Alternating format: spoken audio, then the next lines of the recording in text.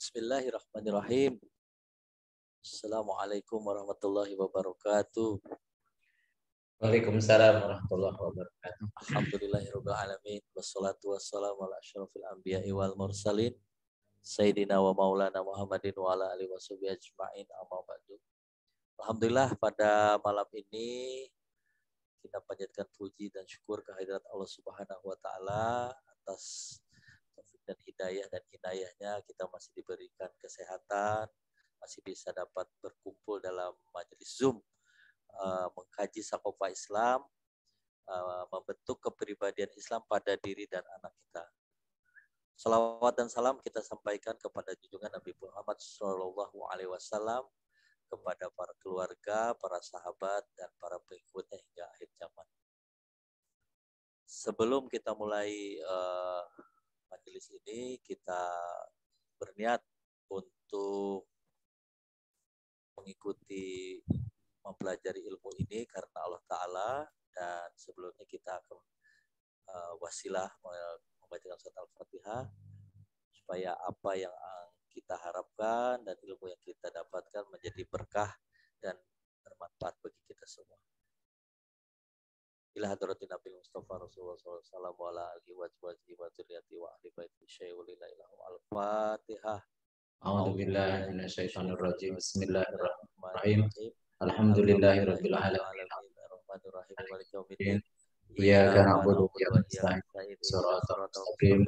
Shiratal ladzina an'amta 'alaihim ghairil maghdubi 'alaihim waladdallin. Amin. Alhamdulillah, kami persilakan kepada Ustaz Sam untuk memulai. Terima kasih. Wassalamualaikum warahmatullahi wabarakatuh. Waalaikumsalam warahmatullahi wabarakatuh. Atur nuhun Kang Cucu. Assalamualaikum warahmatullahi wabarakatuh. Alhamdulillahirabbil alamin. Asyhadu an la ilaha illallah, asyhadu anna Muhammadan abduhu wa rasuluh. Allahumma shalli ala sayyidina Muhammad wa ala alihi washabbihi ajmain, amma ba'du. Qan rahimakumullah, usikum wa nafsi bi taqwallah, faqad fazal muttaqun. Puji syukur kita panjatkan kepada Allah Subhanahu wa taala, salawat dan salam semoga Allah limpahkan kepada suri tauladan kita Nabi besar Muhammad sallallahu alaihi wasallam, pada keluarga, sahabat dan pengikutnya hingga akhir zaman. Pada malam hari ini selang-seling ya, mungkin 2 pertemuan kita mengkaji bahasa Al-Qur'an, jadi mengkaji tafsir. Seling sekali kita membahas Sakofa Islam, maksudnya lebih tidak terikat langsung dengan membahas ayat Al-Qur'an atau tafsir, tapi yang lebih umum. Yang kita sebut dengan mengkaji Sakofa Islamiyah, jadi mengkaji ilmu terkait dengan syariat, ya, dengan ilmu agama Islam. Nah, pada malam hari ini kita ingin membahas tentang kepribadian Islam. Jadi ini terkait dengan latar belakangnya, bagaimana kita lihat masyarakat Muslim ya di seluruh dunia Islam saat ini terjadi krisis kepribadian, di mana lebih dominan introduksi budaya Barat, budaya materialistik ya, budaya kapitalistik ya, kemudian yang semua standar hidupnya dengan materi, sehingga kita juga sangat khawatir andaikan masa depan anak-anak kita udah kehilangan jati dirinya, udah kehilangan identitasnya. Apalagi semakin kesini kita semakin ada kecenderungan untuk hidup bebas tanpa identitas ya. Jadi bahkan kalau kita mengusung misalnya politik yang berbasis agama juga dituduh ya sebagai politik identitas yang kesannya negatif. Padahal identitas kita ini perlu ya. Identitas itu bahasa umumnya disebut dengan kepribadian atau bahasa Arabnya disebut dengan saksiyah ya. Saksiyah, kita harus memiliki saksiyah Islamnya, memiliki kepribadian Islam. Karena itulah yang identitas kita. Kita dikenal sebagai seorang Muslim. Nah, apa pengenal kita? Jadi pengenal kita, dan tentunya kita harus jangan-jangan juga kita pun sudah terbawa arus sehingga kemudian kita juga bisa kehilangan jati diri ya, kehilangan kepribadian. Oleh karena itu saya membuat judul pada malam hari ini tentang membentuk kepribadian Islam pada diri, maksudnya diri kita ya, dan juga pada anak kita. Karena ini sangat penting karena kita punya harapan bahwa anak kita akan lebih baik. Lebih baik tentunya yang parameter yang bisa kita ukur adalah lebih baik kepribadiannya, kepribadian Islamnya dari kita. Ya, mungkin karena kita hidup mungkin waktu yang begitu lama yang kita habiskan ya kita ngikuti aja arus ya, yang kemudian baru sadar ya ketika kita sudah menginjak sudah dewasa atau sudah memasuki usia yang sudah mulai menua ya. Dan itu sesuatu hal yang anugerah yang luar biasa juga karena sebagian dari kita ada yang tidak sadar sampai tua bahkan sampai meninggalnya gitu. Bahwa dia hidupnya terbawa arus yang tidak jelas yang kemudian kehilangan kepribadian atau identitas dirinya. Jadi membentuk kepribadian di sana. Nah, pertanyaan yang pertama adalah apa sih kepribadian itu ya? Apa itu kepribadian? Yang mungkin selama ini salah kaprah kepribadian itu seakan-akan identik dengan penampilan ya. Penampilan jadi kalau yang kemarin rame-rame ada anak-anak pakai pakaian, pakai model macam-macam, kemudian jalan lenggak-lenggok di situ.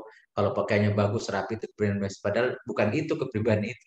Karena yang dilihat bukanlah penampilan fisik gitu. Sebagaimana yang pernah saya sampaikan, Allah itu melihat bukan innallaha la yanduru ila asamikum wala suwarikum. Ya Allah tidak akan melihat memperhatikan penampilan fisik kalian dan juga aksesorisnya. Walakin Allah yang dur ila qulubikum wa taqwakum. Jadi semuanya Allah akan melihat hati kalian dan juga ketakwaan kalian. Jadi ada dua indikatornya adalah hati yang bersih dan kemudian takwa, yaitu keterikatan terhadap syariat Islam. Oleh karena itu kita harus definisikan bahwa kepribadian atau sahsiah pada setiap manusia itu terbentuk dari dua komponen. Yang pertama pola pikir, disebut dengan bahasa Arabnya akliyah, dan pola sikap. Pola sikap itu nafsiyah, jadi pola sikap jiwa maksudnya. Jadi ada dua yang kita perhatikan, pola pikir dan pola sikap. Nah, pertanyaan pola pikir itu seperti apa? Jadi pola pikir itu karena itu yang menentukan kan kalau dia berpikirnya cara berpikir atau yang menjadi landasan berpikirnya itu bukan dari Islam, pasti akan nanti pola sikapnya juga akan tidak Islami juga. Jadi pola pikir itu adalah cara yang digunakan untuk memikirkan sesuatu. Jadi cara yang digunakan untuk memikirkan sesuatu atau akalnya berfungsi itu dan didasari oleh kaidah tertentu yang diimani dan dia yakini atau yang diimani dan diyakini oleh seseorang. Jadi setiap berpikir itu pasti ada landasannya. Jadi kalau orang yang melandasi pola pikirnya liberal, pola pikirnya sekuler gitu ya. Kalau sekuler maka dia meyakini sekuler itu, mengimani sekuler itu. Jadi artinya dia kemudian berpikirnya bebas. Bahkan berpikir ya tidak boleh ada aturan gitu. Jadi bebas. Jadi namanya kebebasan ya kebebasan berpikir, kebebasan berpendapat ya. Huriyah namanya. Kebebasan itu huriyatul roi, kebebasan berpendapat. Jadi sehingga tidak ada yang tidak boleh ada aturan-aturan yang mengangkat cara berpikirnya. Dan orang-orang berpikir seperti ini, dia akan menggunakan akalnya atau akalnya menjadi Tuhan dia, gitu. Jadi akan mengikuti apa yang benar menurut akal pikirannya. Padahal akal pikiran yang dimaksud di situ hawa nafsu. Karena kalau seandainya akal pikirannya jernih, maka dia pasti akan mengikuti, mengimani sesuatu yang pasti supernatural dan pasti sumber segalanya, yaitu kepada Tuhannya gitu ya. Landasannya kebenaran itu berdasarkan apa yang disampaikan oleh Tuhannya. Makanya pola pikir ini sangat menentukan. Ketika seorang muslim yang mengimani Allah, maka dia pola pikirnya dilandaskan kepada apa yang benar, apa yang baik menurut Sang Penciptanya, menurut Allah Subhanahu wa taala. Jadi itulah disebut dengan akliyah Islam ya. Jadi akliyah Islam itu adalah ketika seseorang memikirkan sesuatu untuk mengeluarkan keputusan hukum terhadapnya dengan menyandarkan pada akidah Islam. Ya, akidah Islam itu semua yang menjadi rukun Islam dia, ya, rukun iman dia, ya keimanan yang dia yakini. Maka kemudian dia memiliki pola pikir Islami, yaitu menyandarkan pada akidah Islam. bahwa ini benar. Jadi makanya kalau seorang muslim imannya benar, dia akan mengatakan al-haqqu mirrabbika mirrabbikum. Yang benar itu dari Tuhan kalian, yang benar itu dari Allah. Al-haqqu, jadi al khairu ma khairu syar. Yang benar itu menurut baik, menurut syariat, menurut hukum Allah. Wal qabihu ma qabiha syar'u, yang jelek itu yang jelek menurut syariat. Sehingga pola pikirnya akan terbungkus dengan sana. Jadi standar benar dan salah itu berdasarkan apa yang benar dan salah menurut Allah Subhanahu wa taala. Jadi pola pikir ini akan menentukan.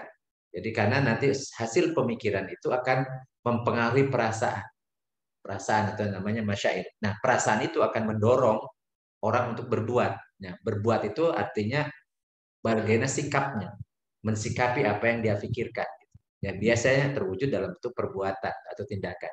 Nah, pola pikir saja itu tidak cukup, tidak cukup, karena pola pikir hanya dalam sebatas pemikiran, belum pada action, ya, belum dalam perbuatan. Maka dari itu pola pikir harus juga bersambung atau terikat dengan juga pola sikapnya atau direalisasikan dalam perbuatan sehari-hari. Nah, pembentukan pola pikir ini memang mau tidak mau harus menuntut ilmu. Makanya kenapa dalam sebuah hadis Rasulullah mengatakan thalabul ilmi fardhatun ala kulli muslimin. Jadi menuntut ilmu itu wajib bagi setiap muslim. Jadi tidak, hukumnya tidak sunnah, tapi wajib. Nah, ilmu apa yang wajib itu? Maksudnya adalah ilmu yang biasa dia kerjakan. Ilmu yang terkait dengan setiap perbuatan atau setiap hal atau benda yang dia gunakan sehari-hari. Misalnya dia harus melaksanakan sholat, maka ilmu tentang sholat dia wajib belajar. Kemudian ilmu tentang misalnya dia bekerja, ya bekerja, bisa sebagai ajir, sebagai pegawai, sebagai karyawan, maka dia harus paham ilmu terkait dengan hukum ijarah. Atau dia bisa sebagai tajir atau pedagang misalnya, dia harus memahami tentang ilmu hal terkait dengan perdagangan, tentang jual beli dan seterusnya. Jadi yang wajib dituntut oleh seseorang adalah ilmu-ilmu yang terkait dengan perbuatan keseharian dia, apa yang dia biasa lakukan. Sehingga kalau seandainya ilmu itu tidak bersifat individu atau bisa bersifat umum, maka disebut dengan fardu kifayah. Seperti misalnya orang mempelajari ilmu kedokteran, ya cukup hanya beberapa orang saja. Kalau sudah tercukupi, maka yang lain tidak usah belajar juga nggak ada masalah. Maka disebut dengan fardu kifayah. Tapi kalau terkait dengan yang sehari-hari dia kerjakan, itu fardu ain bagi dia untuk. Kenapa? Seperti itu karena dia harus memiliki pola pikir Islam. Sehingga dia harus paham tentang ilmu tentang Islam atau hukum-hukum terkait dengan perbuatan, hukum-hukum terkait dengan benda-benda yang dia gunakan sehari-hari. Sehingga kalau dia mau melakukan sesuatu, dia didasari dengan ilmu dulu, ya, ilmu dulu. Sehingga dia pasti mengerjakan sesuatu yang dia yakini itu hukumnya wajib. Atau dia berusaha untuk melaksanakan itu hukumnya misalnya sunnah, atau dia mengerjakannya karena dia memahami itu ya mubah, itu boleh.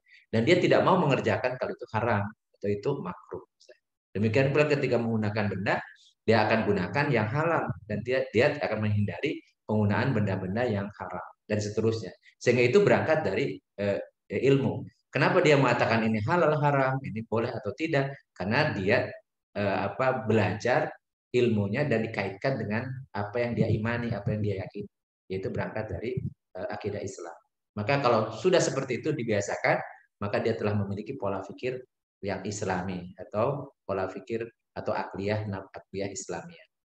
Nah, kemudian bagaimana agar itu terwujud dalam bentuk kepribadian atau identitas? Maka tidak hanya berhenti di dalam pola pikir doang. Maka dia harus tindak lanjuti dengan pola sikapnya. Disebut dengan nafsiyahnya. Jadi cara ya pola sikap itu atau nafsiyah itu adalah cara yang digunakan seorang untuk memenuhi tuntutan nalurinya dan kebutuhan jasmaninya. Artinya apa yang dia kerjakan, apa yang dia lakukan dalam rangka memenuhi kebutuhan naluri dan kebutuhan jasmaninya. Tentunya berdasarkan ya, kaidah yang dia imani dan dia yakini. Jadi kalau pemenuhan naluri dan kebutuhan jasmani tersebut dilaksanakan dengan sempurna berdasarkan akidah Islam, maka dia telah memiliki pola sikap Islam. Jadi tadi cara berpikir ya akan kemudian berlanjut menjadi pola sikap dan sampai pada aktivitas yang disebut dengan benar. Perbuatan benar itu bahasa Arabnya amal soleh. Jadi perbuatan yang benar, yang baik itu bahasanya disebut dalam Al-Quran itu beramal soleh. Jadi amal soleh itu amal yang dilandasi pola pikir Islami yang didasar akidah Islam. Makanya amal soleh itu pasti itu rangkaian dari alladzina amanu. Jadi iman dulu baru kemudian dia bisa melakukan amal soleh. Karena amal soleh itu adalah cara seseorang melaksanakan perbuatan atau melakukan sesuatu dalam rangka memenuhi kebutuhan naluri dan kebutuhan jasmaninya berdasarkan akidah Islam, berdasarkan apa yang dia imani, apa yang dia yakini, yaitu berdasarkan Islam. Nah, kalau orang dia membiasakan diri setiap beramal itu landasannya adalah apa yang dia imani, apa yang yakini, maka dia memiliki nafsiyah Islamnya. Dan ini harus dijaga karena namanya manusia itu sangat karena punya kolbu itu arti bahasanya adalah yang berbolak-balik gitu ya, yang senantiasa labil, maka kalau tidak dijaga itu akan bermasalah karena ketika dia tergoda kemudian melemah ya pengaruh dari imannya, kemudian dia terjerumus ngikutin hawa nafsunya, maka kemudian akan semakin jauh dari kebenaran. Maka dari itu diupayakan bagaimana agar orang-orang itu ya kita kalau ingin memiliki kepribadian Islam mau istiqomah dalam beramal soleh, jadi harus saling menguatkan. Makanya tidak cukup orang yang tidak rugi itu tidak cukup hanya beramal soleh saja, tetapi harus dilanjutkan dengan watawasobil hak watawasobil sober. Karena untuk menjaga agar imannya tetap kuat, agar tetap dia istiqomah dalam amal soleh, maka harus saling mengingatkan. Jadi saling mengingatkan tawasobil hak watawasobil sober. Ini seringkali kita lewat gitu. Seakan-akan ya cukup dengan beriman dan beramal soleh. Padahal paketnya itu dalam surat Al-Asri, ya, wal asri innal insana lafi khusrin illa alladzina amanu wa amilus solihati wa tawasobil haq wa tawasobil sabr. Jadi orang-orang beriman itu mesti harus beriman dan kemudian beramal soleh itu mesti. Tetapi untuk bisa menjaga iman dan amal soleh itu harus ada interaksi, ada saling menasehati, ya, saling menegur, saling mengingatkan dalam rangka menjalankan yang hak itu yang berasal dari Allah gitu kan, dan juga untuk sabar dalam rangka menjalankan yang hak ini, menjalankan Islam ini. Sehingga kalau itu di paket itu kita biasakan ya dalam keseharian untuk diri kita, untuk keluarga kita, untuk anak-anak kita, untuk masyarakat sekitar kita, jadi 3 kata itu ya, alladzina amanu wa amilus solihati wa tawasabil haq wa tawasabil sabr. Insya Allah kita akan istiqomah sampai akhir hayat, menjadi orang yang husnul khotimah. Sebagaimana pernah saya sampaikan bahwa identitas kita itu terakhir nanti. Apakah kita muttaqin atau jadi apa kita husnul khotimah, jadi baik di akhirnya, yaitu menjadi orang yang bertakwa yang telah dijanjikan oleh Allah surga yang luasnya seluas langit dan bumi, seluas langit dan bumi disediakan untuk orang bertakwa, atau sebaliknya di akhirnya itu kemudian gagal. Nauzubillah min dzalik, kalau jadi suul khotimah. Jadi kalau kita melaksanakan itu sehingga saling menasehati, saling mengingatkan, termasuk kenapa kita coba istiqomah kajian malam Kamis ini sebenarnya upaya kita ya minimal lah seminggu sekali ya kita ketemu ya walaupun di tengah-tengah kesibukan ya kita bisa ini supaya kita saling mengingatkan. Makanya forum ini bukan hanya saya satu arah ya nyampaikan. Jadi teman-teman bisa juga ada feedback gitu ya, ada masukan, bisa juga ada saling mengingatkan, termasuk mengingatkan saya kan seandainya ada kesalahan. Karena memang itulah yang menjadi pilar bahwa kita akan menjadi orang yang husnul khotimah. Jadi menjaga keimanan, menjaga amal soleh, dan saling menasehati, saling mengingatkan. Nah, bagaimana cara membentuknya gitu ya. Jadi untuk tadi kita sudah tahu pola pikir Islami itu bagaimana dia menentukan, menjelaskan ya, hukum terhadap sesuatu berdasarkan akidah Islam. Maka bagaimana cara pembentukannya? Memang mau tidak mau kita harus terus-menerus menanamkan akidah Islamnya sejak kecil. Jadi akidah Islam itu apa gitu? Itu yaitu keimanan, rukun iman. Jadi dibiasakan pada anak kita senantiasa kita ketika menyatakan sesuatu itu menyertakan Allah di situ. Bahwa misalnya kita harus baca doa sebelum makan dan diajarin isi doanya itu, Allahumma barik lana fima razaqtana wa qina adzabannar. Itu apa maknanya? Jadi kita juga sambil juga mengingatkan kita ya. Jadi ketika kita mengatakan ya ketika mengatakan dapat rizki, bahwa kita mohon kepada Allah, ya Allah berkahi pada apa-apa yang telah Engkau rizkikan kepada kami, apa-apa yang telah Engkau berikan kepada kami. Dan jagalah kami dari api neraka. Kenapa itu? Jadi setiap kita melakukan sesuatu ada doanya di situ dan dikaitkan. Kenapa kita berdoa? Karena kita mohon kepada Allah agar Allah memberikan keberkahan. Apa itu berkah dan seterusnya. Misalnya ketika kita melihat ada sinar matahari, ini ada sinar matahari, Allah menciptakan matahari dan seterusnya. Bahkan kemudian ya harus dibiasakan kita merefresh ya ungkapan keyakinan itu dalam bentuk doa, sholat tahajud, sholat malam kita. Jadi kalau kita coba hafal lagi doa sholat tahajud ya. Jadi antal hak wa wa'duka hak wa liqa'uka hak wa qauluka hak wal jannatu hak wan naru hak wan nabiyuna hak wa Muhammadun sallallahu alaihi wasallam hak wa sa'atu hak. Ini semuanya adalah merefresh agar lisan kita kemudian pikiran kita terfokus bahwa Allah itu benar adanya. Janji Allah itu benar adanya, surga itu ada, ya neraka itu ada dan seterusnya. Jadi kalau itu diulang-ulang, jadi sebagai doa, sebagai ungkapan untuk juga mengkaitkan hati kita dengan pikiran kita kepada Allah Subhanahu wa taala bahwa semuanya adalah pasti benar dan kemudian diwujudkan dalam bentuk ketaatan ya. Ketaatan. Kita ibadah itu karena bentuk taat kepada Allah. Jadi sholat malam itu sebagai wujud kita taat dan kemudian di lisan kita ungkapkan dalam bentuk redaksi doa dan permohonan pada Allah dan pengakuan dan kebenaran Allah. Jadi menanamkan akidah ini ya harus diupayakan, dibiasakan dan didawamkan.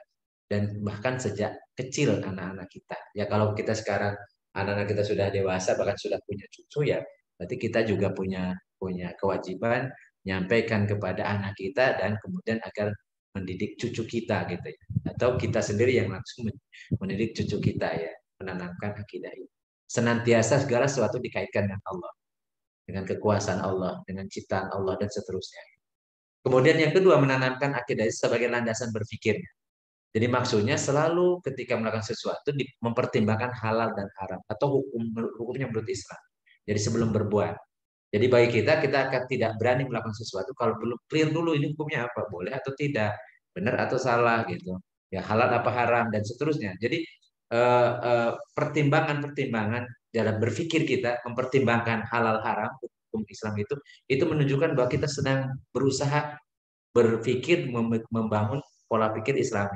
Jadi tidak ada yang lepas. Jadi kalau mau melakukan sesuatu ini benar atau tidak ya?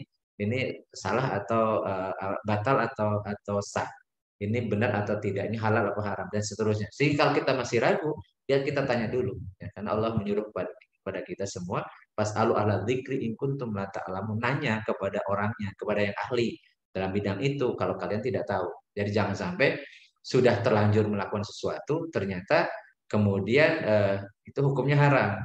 Dan karena sudah kadung, biasanya ya sudahlah kepalang gitu. Bukannya bertobat tapi malah kepalang basah. Yang sering kali akan terjadi seperti itu karena dia udah tadinya sudah kadung senang, kadung hobi, kadung menikmat dan kadung menikmati gitu ya. Artinya kemudian ketika disampaikan yang benar, maka dia kemudian menolaknya. Itu naudzubillah min dzalik. Kalau sudah seperti itu berat sekali ya. Karena kita akan menanggung akibatnya yang berat di akhirat kelak. Nah, kemudian yang ketiga, menjadikan akidah sebagai pengendali tingkah lakunya. Jadi, bagaimana cara pengendaliannya itu bagaimana kita mencontohkan akhlak yang Islami. Jadi, bukan hanya benar, tetapi juga harus akhlaknya. Jadi, pola sikapnya itu berdasarkan Islam. Jadi, misalnya kalau kita ngajarin anak-anak kita sedekah, menolong orang, maka biasakan tanamkan ikhlas. Ikhlas, tidak butuh pujian, tidak butuh apresiasi dari manusia dan seterusnya. Dan biasa melupakan kebaikan-kebaikan yang telah kita lakukan. Jadi atau mencontoh itu akhlak. Jadi ikhlas itu akhlak yang luar biasa. Atau misalnya kita melatih sabar. Ketika kita dapat musibah, kita kaitkan kembali lagi pada Allah. Allah sedang menguji kita, ya kita diberikan mencontohkan kepada kita bukan orang yang tadi emosional, ya. Jadi dia bisa bersabar. Kemudian juga tidak mudah tidak mudah marah, kemudian tidak mendendam dan seterusnya. Jadi dalam setiap perbuatan kita sertai dengan akhlak, karena akhlak itu syarat perbuatan baik kita diterima oleh Allah atau syarat menjadi amal soleh. Jadi amal soleh itu kalau seandainya perbuatan benar baik, tapi sikap jiwa kita yang keliru itu tidak akan dinilai oleh Allah. Jadi walaupun misalnya kita kita ngajarkan ilmu, tapi kemudian muncul dalam diri kita itu sombong, meremehkan orang, ya, menganggap kecil orang lain, itu jadi bukannya menjadi ilmu bermanfaat dan kemudian Allah memberikan pahala yang besar, tapi justru Allah akan murka kepada orang yang menyampaikan sesuatu dengan sombong, yaitu dengan menolak kebenaran dan meremehkan orang, jadi mengecilkan orang. Jadi bagaimana pola sikap ini dengan mencontohkan setiap kita melakukan sesuatu disertai dengan akhlaknya yang mulia. Jadi cara ngomong juga dengan akhlak yang mulia. Jadi Rasulullah menyatakan ya mangkana yu'minu billahi wal yaumil akhir falyakul khairan aw liyasmut. Barang siapa yang beriman kepada Allah dan yaumil akhir, maka dia harus berkata baik, atau kita tidak bisa berkata baik maka diamlah. Jadi bicara pun ya standarnya adalah baik dan buruk berdasarkan ajaran Rasulullah SAW, contohnya pada Rasulullah SAW. Nah kemudian kenapa kita berusaha untuk terus ditanamkan kepada kita sendiri dan juga anak kita atau istri kita atau saudara kita, karena cuma tujuannya agar ini yang terbentuk dalam diri kita itu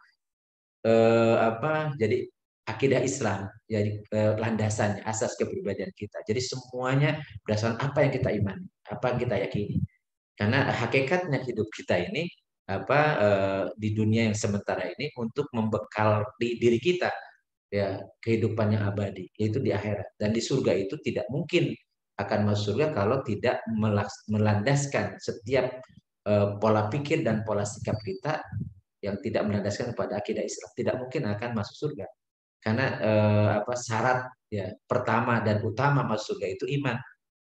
Iman, kalau tidak beriman nggak mungkin akan masuk surga gitu ya. Jadi oleh karena itu orang-orang yang tidak beriman, ya, tidak beriman kepada Allah, tidak beriman kepada yaumil akhir, tidak beriman adanya surga dan neraka, ya, tidak beriman kepada Nabi Muhammad dan seterusnya, itu ya pasti dia kemudian tidak akan mungkin memiliki kepribadian Islam dan tidak mungkin akan menjadi penghuni surga, karena surga itu Allah siapkan untuk orang beriman, ya, untuk orang beriman. Jadi ini menjadikan akidah Islam dalam asas ya pola pikir dan pola sikapnya. Kemudian yang kedua, bukan menjadikan halal haram atau hukum Allah itu sebagai tolak ukur dalam sikap dan perbuatannya. Dia tidak berani melanggar yang haram. Dia tidak berani melaksanakan sesuatu yang haram. Jadi dia takut seandainya dia melakukan suatu perbuatan yang haram yang dimana dia yakini bahwa kalau dia melakukan perbuatan yang haram akan mendatangkan murka Allah. Dan kalau datang murka Allah maka sulit hidup bahagia di dunia dan di akhirat. Sebaliknya kalau dia melaksanakan yang halal maka dia akan merasa senang, merasa tenang dan Allah akan suka, Allah ridho. Pada itu sehingga kalau Allah ridho hidup di dunia juga bahagia, di akhirat apalagi masuk surga ya, bigoir hisab atau ya khalidina fi abada. Jadi orientasi dalam tolak ukurnya bukan azas manfaat, bukan ada yang penting duit, yang penting harta, yang penting banyak, tidak. Tapi dia tolak ukurnya ada halal haram boleh atau tidak. Dan tujuan hidupnya memang dia ingin menjadikan yang ketiga menjadikan ridho Allah sebagai makna kebahagiaannya. Jadi bahagia itu versi orang yang memiliki kepribadian Islam itu adalah Allah ridho, Allah suka, Allah senang, ya, Allah mencintai, ya, dan seterusnya. Jadi karena memang itulah tujuan hidup yang sebenarnya. Dan kita beringin sekali ketika nanti di akhir hayat kita, malakul maut akan memanggil kita dengan ucapan yang sangat indah. Ya Tuhan nafsul mutmainnah, wahai jiwa yang tenang, mutmain, irji'i ila rabbiki radiyatan mardiyah. Kembalilah, ya, pulanglah kembali kepada Tuhan dalam keadaan ridho dan diridhoi, dalam keadaan ridho jadi senang, ya, dan disenangi oleh Allah, ya, disukai oleh Allah. Dan kemudian malaikat itu akan memberikan kabar gembira, ya, Wadkhuli fi ibadi wadkhuli jannati. Ya Allah memberikan pesan, masuklah ke dalam kelompok hamba-hambaku, masuklah ke dalam surgaku. Dan itulah tujuan hidup kita di akhir hayat kita itu. Jadi tujuan kalau misalnya kita membuat tujuan hanya sebatas di dunia, itu belum selesai, karena hidup di dunia itu ketika kita punya cita-cita di dunia dan mentok dia tertinggi cita-citanya dengan urusan dunia, padahal dunia akan ditinggalkan.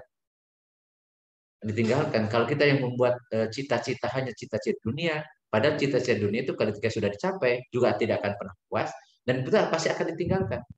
Sedangkan cita-cita kalau akhirat, masuk surga itu pasti kita raih. Ya, pasti kita akan mendapatkannya, akan menemuinya, suatu kepastian ya. Oleh karena itu, tiga hal ini bagaimana agar tujuan pemenuhan kepribadian Islam akan menjadi akidah Islam sebagai asas kepribadiannya, cara pola pikir dan pola sikapnya, kemudian acuan hidupnya halal haram, azasnya halal haram boleh atau tidak, wajib sunnah mubah makruh atau haram menurut Allah Subhanahu Wa Taala, kemudian dia coba kendalikan hawa nafsunya dan tujuan hidup dia, ya, tujuan hidup dia yaitu menggapai ridho Allah, dan itulah sebenarnya makna kebahagiaan yang hakiki, hidup mendapat ridho Allah. Ya, hidup mendapat ridho Allah, maka kalau dia dapat nikmat maka dia bersyukur, kalau dia dapat musibah dia bersabar, karena syukur dan sabar itu yang akan mendatangkan ridho dari Allah Subhanahu Wa Taala. Nah, tugas kita untuk diri kita dan anak kita ini yang harus kita terus lakukan ya, belajar istiqomah dalam menghidupkan iman dalam hati dan pikiran kita dengan menjaga sholat malam kita, walaupun 2 rakaat. Gak ada masalah jumlah rakaatnya, terserah. Tetapi intinya sebenarnya setiap malam itu kita suruh muhasabah.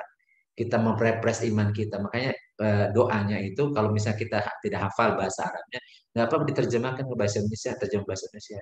Ya Allah, Engkau itu benar adanya, firman-Mu benar adanya, surga-Mu benar adanya, dan seterusnya. Jadi itu untuk menguatkan di lisan kita, kemudian di hati kita, dan di pikiran kita. Jadi kalau kita biasakan seperti itu, kemudian setelah itu kemudian kita menyatakan bahwa aku bergantung tawakul kepadamu, ya, bertobat hanya kepadamu dan seterusnya, kemudian mengakui kesalahan-kesalahan kita, minta ampun pada Allah, ya. Jadi ya, Allah ampunilah aku apa amalan-amalan aku yang telah lalu atau yang sekarang yang akan datang, kesalahan yang terlihat atau yang tersembunyi yang engkau hanya ketahui ya. Jadi doa-doa itu senantiasa kita ucapkan kalau tidak hafal atau tidak sering lupa gitu bahasa Arabnya, pokoknya diterjemahkan bahasa Indonesia, karena doa itu semuanya bernilai, pakai bahasa Arab pakai bahasa Indonesia juga itu punya doa, insya Allah Allah akan kabulkan apa yang kita ucapkan. Kemudian selalu mengingatkan untuk menyadari bahwa hubungan dengan Allah Subhanahu Wa Taala namanya ada spiritual ya, spiritual. Jadi kesadaran hubungan kita dengan Allah. Jadi aspek ruhiyahnya, spiritualnya. Jadi selalu kita menyadari bahwa semua kejadian di dunia ini tidak lepas dari Allah. Ya, semua yang kita lalui, kita dapati, kita jalani itu tidak lepas dari takdir Allah, ketentuan Allah. Cuma takdir Allah yang belum kita jalani itu kita tidak tahu. Tapi yakinlah bahwa kita akan menjalani takdir Allah. Tidak akan mungkin kita lepas dari ketentuan Allah. Hanya saja takdir Allah itu tidak memaksa kita. Jadi kita diberikan kebebasan dengan akal pikiran untuk memilih. Tapi ketahuilah bahwa apapun yang kita dapatkan, yang kita lalui, yang kita jalani, ya, sampai sekarang ini itu tidak lepas dari ketentuan Allah, telah ditetapkan oleh Allah. Ya, hanya saya ketetapan Allah yang akan datang itu kita tidak tahu. Kita tahunya takdir itu kalau sudah terjadi. Makanya jangan biasakan kita kemudian bersandar kepada sesuatu yang belum tahu. Ya kalau saya jadi orang miskin, ya sudah takdir orang miskin, saya udah saya nggak kerja. Justru itu jadi masalah. Ya, karena kita tidak tahu apakah kita jadi orang miskin atau orang kaya. Nggak tahu. Tapi kita disyariatkan kita untuk bekerja, mencari nafkah, mencari rezeki gitu. Ya, walaupun ketentuan besaran rezeki atau rezekinya di mana, berapa dan setelah itu ketentuan Allah Subhanahu Wa Taala. Tapi kita disuruh ikhtiar.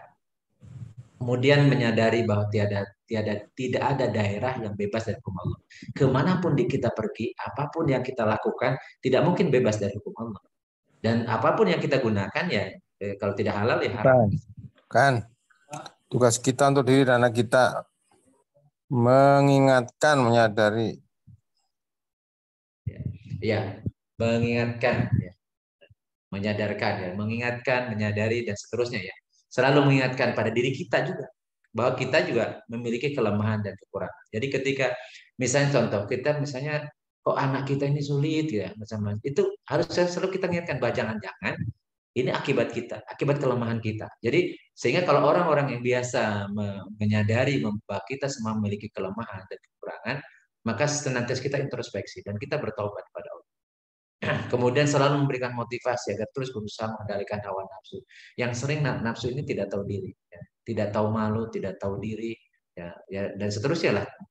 Jadi kita berusaha untuk mengendalikan untuk kita, untuk diri kita, untuk anak kita, untuk istri kita. Dan biarkan dibiasakan ngasih motivasi. Jangan biarkan kemudian ya apa ya udahlah kamu udah terlanjur misalnya ya jadi silakan aja. Enggak boleh karena kita terikat dengan kewajiban saling menasehati, saling mengingatkan. Dan Allah Subhanahu wa taala memerintahkan kepada kita untuk menjaga kita dan keluarga kita dari panasnya api neraka. Ku anfusakum wa ahlikum nar. Jagalah diri kalian dan anak-anak kalian atau keluarga kalian dari api neraka. Kemudian senantiasa mengingatkan akan menyadari bahwa setan akan selalu berupaya untuk menipu dan menyesatkan manusia. Jadi setan itu tidak akan pernah diam. Jadi itu begitu halusnya godaan setan itu sehingga kita terus waspada, terus waspada. Kemudian mengingatkan agar selalu kita berdoa, ya, ingatkan diri kita dan juga anak-anak kita atau keluarga kita untuk selalu berdoa karena hanya dengan pertolongan dan kekuatan Allah saja seorang muslim akan memiliki kekuatan peribadian Islam yang luar biasa. Jadi yang bisa ditambah lagi lah yang ini apa yang terbesit dalam benak saya untuk bagaimana tugas kita untuk diri kita dan juga untuk anak-anak kita. Insya Allah mudah-mudahan ya, mudah-mudahan ya dalam kondisi apapun kalau kepribadian pola pikir dan pola sikap kita dan anak-anak kita atau keluarga kita ini sudah pola pikirnya Islami, pola sikap Islami, hidup di dalam kondisi zaman seperti apapun, insya Allah akan Allah jaga ya, dan Allah jaga. Karena apa lingkungan itu memang ya akan terbentuk dari kebiasaan-kebiasaan orang-orangnya. Jadi kalau seandainya kita tinggal, kita hidup dalam lingkungan yang memiliki pola pikir dan pola sikap yang sama, pola pikir dan pola sikap Islami, alhamdulillah kita menjadi ringan. Karena lingkungan itu ikut juga mengawasi, ikut juga mendukung, mengkondisikan. Tetapi sebagian dari kita hidup bukan pada lingkungan yang ideal, yang Islami, sehingga ya tidak boleh kita kemudian menghindarkan diri dari hal itu. Tetapi bagaimana kita justru bisa mewarnai lingkungan itu dengan kepribadian Islam. Jadi masyarakatnya memiliki pola pikir dan pola sikap Islam. Walaupun tidak semudah dalam teori, tapi upaya itu yang harus kita lakukan. Demikian yang materi ya, pengantar diskusi. Jadi ini banyaknya nanti diskusi pada malam hari ini. Mudah-mudahan bermanfaat untuk kita semua. Ya. Ini juga saya juga sedang mengingatkan diri saya ya seringkali diminta nasihat padahal saya juga perlu dinasehati ya. Jadi sehingga ya memang seperti itulah hidup gitu ya. Karena tidak ada orang yang sempurna. Tidak ada orang yang bisa menguasai setiap ilmu. Dan juga ilmu juga tidak cukup.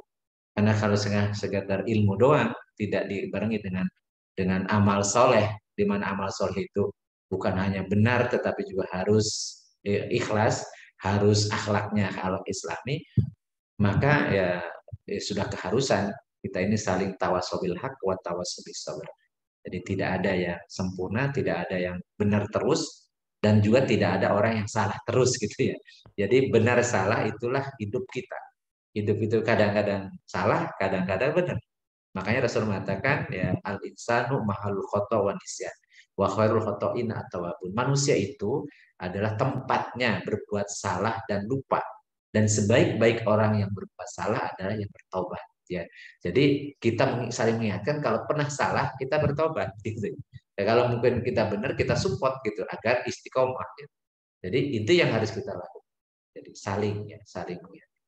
Demikian waktunya saya kembalikan ke Kang Cucu. Assalamualaikum warahmatullahi wabarakatuh. Waalaikumsalam warahmatullahi wabarakatuh. Ya, terima kasih apa yang disampaikan oleh Ustaz Sam, ya terutama untuk bagaimana kita tugas pada anak-anak kita. Kayaknya nggak ada suaranya nih Kang Cucu. Nggak ada suara aja kah? Nah, Ya, itu kedengeran? dia. Ya, ini kayaknya agak Mic-nya lewat jauh. Oke. Mic-nya genit tuh, mau dekat-dekat bibir terus tuh. Iya, makasih Kang. Jadi, nah langsung aja nih jika ada pertanyaan yang kepada Ustaz Sam, silakan. Mungkin Ustaz Daniel silakan untuk ada pertanyaan. Ya, silakan, saya dulu boleh lah. Ya. Boleh. Jadi sudah berapa kali ini saya angkat pertanyaannya mengenai anak ya. Anak yang jauh dari kita ya, yang hanya bisa kita doakan. Tadi saya sempat mendengar dari Ustadz bahwa memang tahajud itu lebih ini ya, lebih paten gitu ya. Kalau untuk mengirimkan doa ya. Betul, Dan betul. memang saya tergolong orang yang agak susah tahajud ya, walaupun sudah diajari, sudah dianjurkan kalau bisa ya sejam sebelum subuh lah bangun gitu ya. Kadang-kadang kebangun ke toilet udah gitu tidur lagi ya, seolah 1 jam itu sayang. 1 jam sebelum subuh masih oke Ustadz ya. Iya. Nah itu memang itu lebih mustajab ya, lebih betul. apa ya untuk anak ya. Kalau kayak gitu saya akan coba deh ya. Iya. Pokoknya untuk anak apapun kita lakukan. Kalau sekarang kan hanya bisa berdoa ya. Bisa berdoa gitu. Iya. Ya udah. Jadi gini, ya kita kadang-kadang kan gini. Kita hanya lahiriah saja. Jadi seakan-akan cukup dinasehati, kemudian ya pasti anak kita akan berubah. Ya. Rasulullah SAW itu sangat mencintai pamannya, namanya Abu Thalib. Sangat mencintai, dan dari keturunan Abu Thalib itu sahabat-sahabat besar ya, ada Ja'far bin Abi Thalib, ada Ali bin Abi Thalib gitu ya. Jadi sepupu Rasulullah. Dan Rasulullah senantiasa tidak bosan untuk mendakwahi beliau. Tapi ternyata sampai akhir hayatnya tidak masuk Islam gitu. Sehingga Rasulullah itu sedih sekali. Kemudian oleh Allah ditegur lewat Al-Qur'an ya. Allah berfirman, "Innaka latahdi man ahbabta walakinallahu yahdi man yasha." Sesungguhnya engkau tidak akan bisa memberikan petunjuk, berikan hidayah kepada orang yang kau cintai. Tetapi Allah lah yang memberikan petunjuk kepada siapa yang dikehendakinya. Itu Rasul loh ya. Rasul ya. Jadi kita juga kadang-kadang, mungkin kita sudah nasihati bolak-balik, kok anak kita nggak berubah. Ya kita kembalikan pada Allah. Karena Allah lah yang bisa memberikan hidayah kepada siapa yang dikehendakinya kan gitu ya. Maka kita di samping mungkin kita tetap menasihati, tetapi kita jangan pernah kita meyakini bahwa dengan nasihat kita insya Allah, atau kita sengaja mengundang ustadz, mengundang guru yang biasa didengar sama dia dan seterusnya. Tetap saja karena memang petunjuk itu datang dari Allah. Maka kita tidak boleh lepas dari doa, mohon pada Allah. Jadi pasrahkan semuanya pada Allah. Insya Allah. Karena tadi jaminannya Allah akan berikan petunjuk kepada siapa yang dikehendakinya. Dan bagaimana kita memohon agar Allah menghendaki anak kita yang kita cintai, yang kita harapkan menjadi anak soleh yang mendoakan kita ketika kita sudah nggak ada di alam dunia ini, itu kita yakin Allah akan mengingatkan atau memberikan hidayah. Dan hidayah itu kan ada hidayah petunjuk berupa Al-Quran, ada hidayah yang ternyata kecenderungan hati kita untuk kemudian mendekat pada Allah. Dan itu sifatnya juga sangat rahasia gitu. Jadi ya datangnya kadang-kadang juga tanpa diduga. Makanya orang-orang yang mengatakan saya belum dapat hidayah, malah itu sok tahu. Dari mana dia tahu hidayah? Ya. Jadi salah satu bentuk hidayah itu kecenderungan kita untuk ibadah gitu. Kok ada kecenderungan? Jadi makanya jaga itu. Jadi kalau sudah ada kecenderungan, misalnya sholat malam nih. Kata Rasulullah kan, al-imanu yazidu wa yanqus, yazidu bi ta'ah wa yanqusu bil maksiyah. Iman itu pengaruhnya itu naik turun. Naik kalau dengan taat, turun dengan maksiat gitu. Makanya kalau kita ternyata kecenderungan kita kok melanggar atau maksiat gitu, itu hati-hati. Itu hati-hati karena itu akan menurunkan tadi pengaruh iman kita gitu ya. Tapi kalau kita terus dipaksakan untuk taat dan dipaksakan untuk istiqomah dalam kebaikan, ya memang gimana caranya? Saya juga gimana cara supaya kita istiqomah? Ya maksakan diri. Karena hawa nafsu itu memang cenderungnya itu nggak seneng gitu, nggak betah, nggak senang, nggak suka untuk yang kaitan dengan ibadah. Itu hawa nafsu kita kan gitu. Nafsu kita kan sebutnya setan gitu ya. Sebetulnya setan gitu. Hawa nafsu kita sebetulnya setan. Wala tattabi'u khutuwati syaitan. Jangan kalian ikuti langkah setan. Jadi bagaimana caranya memaksakan kita? Dan kemudian kita berusaha untuk istiqomah dan tadi khusyuk. Khusyuk itu artinya jiwa kita itu betul-betul hadir di situ, hadir ketika kita sholat malam, jiwa kita betul-betul menjauhi apa yang kita ucapkan itu dari hati kita, kemudian dari keimanan kita kepada Allah, sehingga kalau seandainya ketika kita mengungkapkan doa itu sampai kemudian keluar air mata sebagai bentuk misalnya tadi apa penyesalan kita atas kelalaian kita selama itu mengeluarkan air mata, itu air mata yang bisa menutupi murka Allah, yang akan memadamkan api neraka, yang akan menghalangi kita dari panasnya api neraka, itu air mata karena dasar penyesalan karena tadi tobatan nasuha. Maka dari itu bisa kita nikmati kalau sholat malam. Sholat malam. Karena ketika orang sedang tidur, orang sepi, dan jiwa kita juga lagi betul-betul fresh baru bangun tidur ya. Dan maka dalam kondisi ketika orang sedang tidur, kemudian kita bersujud, bertahanus namanya, berdua-duaan dengan Allah saja, curhat kepada Allah, maka Allah pasti akan mengabulkan. Karena Rasul mengatakan, Inna fil laili la sa'atun. Ada setiap malam itu ada satu saat ya. Yustajabu kulla doa. Jadi akan dikabulkan setiap doa seorang muslim yang sedang berdoa pada malam itu. Dan itu kapan waktunya? Walau tapi Rasulullah mengindikasikan sepertiga malam terakhir. Ya sebelum malam itu jam sebelum.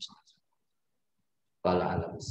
Itu kalau kita berpasangan sebagai orang tua, bapak dan ibu, itu kalau si pihak aja yang melakukan, itu tetap mustajab ya, Ustaz. Katakan salah satu orang tuanya mungkin ya walau-walam ya, kita kan kurang tahu ya, Pak Ustadz mungkin sudah mendengar bahwa saya dengan mamanya anak itu kan sudah tidak bersama lagi gitu ya.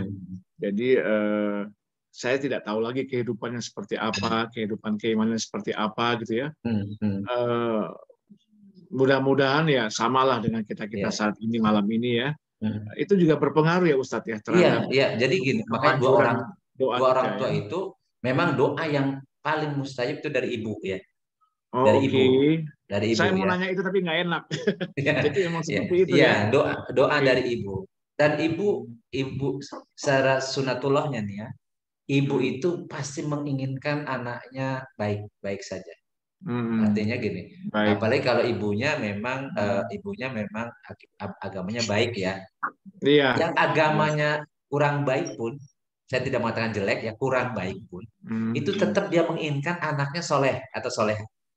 Buktinya banyak di TPA gitu ya. Ibunya nggak pakai kerudung gitu, bahkan pakai pakaiannya yang seperti itu, tapi anaknya itu dikerudungin dan disekolahkan di sekolah agama gitu ya. Disuruh ngaji gitu. Ketika ditanya karena ingin anaknya soleha gitu, anaknya soleh gitu kan. Jadi itu namanya naluri ya dari gorizatun nau yang ada pada ibu, itu ingin anaknya tuh baik. Ya. Tetapi ya tadi balik lagi, kalau seandainya misalnya ibunya tidak seperti yang seharusnya, misalnya justru bapaknya, karena gini, Allah itu akan mengabulkan setiap permohonan. Dan tetapi ingat permohonan itu harus dari orang yang memang pertama dia yakin betul, yakin akan Allah akan mengabulkan. Jadi Allah itu tergantung dari dugaan atau prasangka hambanya gitu. Jadi makanya kalau kita berdoa nggak boleh ragu gitu kan. Dan kemudian cara mengabulkan doa seorang hamba Allah itu ada 3 cara.